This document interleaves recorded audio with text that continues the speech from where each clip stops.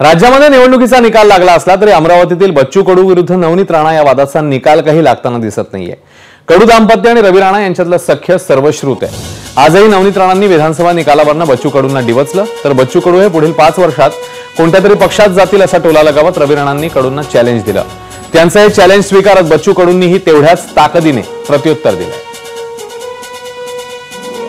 आपले स्वतःचे मतदारसंघात दिवे लावू शकले नाही तर दुसऱ्याच्या मतदारसंघात जाऊन काय दिवे लावतात। माझी औकात तर बरेचसे लोक काढत असतात आणि त्याच्यातले बच्चू कडूंनी माझी औकात काढली आहे।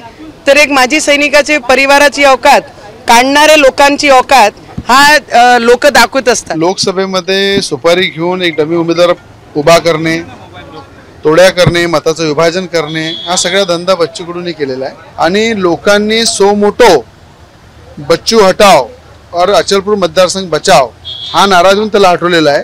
5 वर्षानंतर अशी वेळ आल्यानंतर ते आव्हान पूर्ण मी स्वीकारेल आणि ज्या ठिकाणी ते म्हणतील त्या ठिकाणी उभा राहील, काही विषय नाही आहे। एकीची अवकात नाही।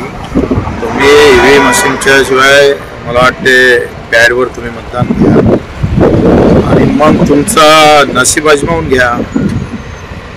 तरी जर मर्द असाल डबल घे मला निवडून आणि ईव्हीएम मशीन न लावता मग आम्ही पाहतो बॅलेटवर घे, मग सांगू तुला काय आहे। तर एबीपी माझा, उघडा डोळे बघा नीट।